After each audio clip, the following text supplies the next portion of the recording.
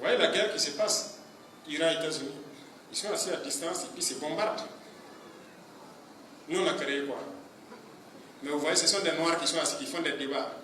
Les États-Unis, c'est la puissance. C'est la puissance. Toi-même, tu fais quoi? Tu crées quoi?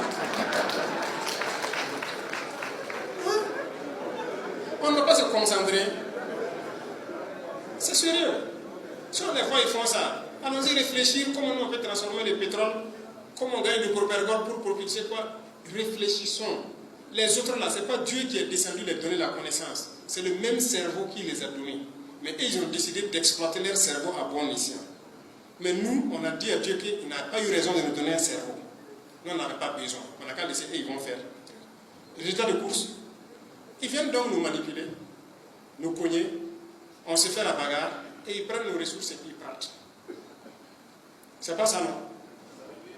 Comme des villages ont été réinstallés dans cette région ici, ils avaient été cherchés, réinstallés. Aujourd'hui, ils se tuent, ils font la bagarre chez Chefferie. Est-ce qu'on est normal? Mani souri. Wallahi mani souri. Tout souri.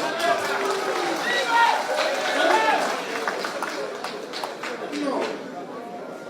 C'est vrai, les politiciens aussi avaient gâté tout avant, mais maintenant c'est fini.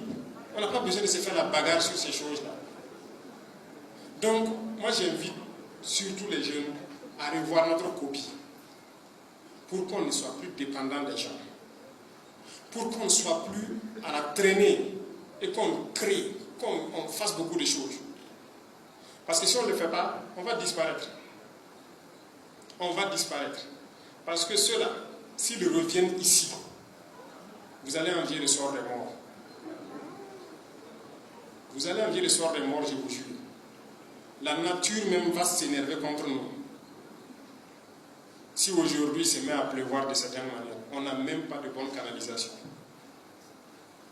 Ça veut dire qu'il suffit que le ciel pleure plus que d'habitude, toutes nos villes sont parties. Il suffit que la terre se fâche et tremble un peu, tous nos bâtiments s'effondrent. Parce qu'on n'a rien fait. Dieu a fait qu'on n'a pas ces catastrophes naturelles-là. Mais pourquoi on ne profite pas? Regardez aujourd'hui la situation géopolitique du monde. Les plus intelligents comprendront quelque chose. C'est la face de l'Afrique. Dieu a ouvert une fenêtre pour qu'on puisse s'en sortir. Mais les gens ne voient pas. Ils ne voient pas. Et quand nous on fait l'effort de parler, de sensibiliser, oui, les plus intelligents comprennent, mais vous verrez les idiots demain, ils vont nous insulter. Ils vont nous insulter, ils vont se moquer de nous.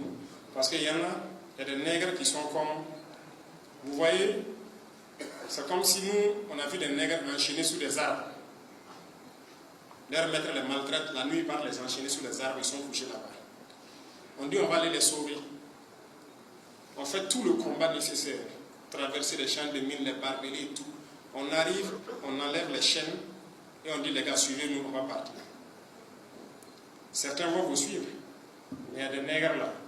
Il va crier, oh maître, il est venu me sauver. Viens remettre ma chaîne parce que je ne veux pas de problème.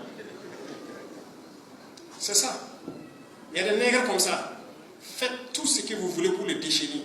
Il va crier, oh maître, venez, venez. Il y a quelqu'un qui est venu pour me sauver ici, me déchaîner. Venez mettre la chaîne, moi je préfère rester avec vous. C'est malheureux. Et je parle à l'échelle de l'Afrique en fait. C'est malheureux. Moi, j'ai failli ne pas naître à cause de l'effet de ces gens. Moi, ma grand-mère, selon ce que je sais de l'histoire, elle était presque, je dirais, la ménopause, mais elle avait pu avoir 2 enfants. Puisqu'elle avait plus de 50 ans.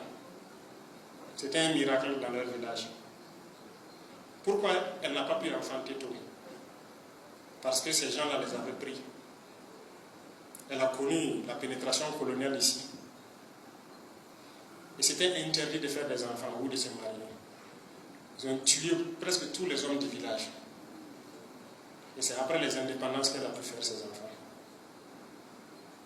Donc moi j'ai failli ne pas naître à cause de leurs effets sur nous.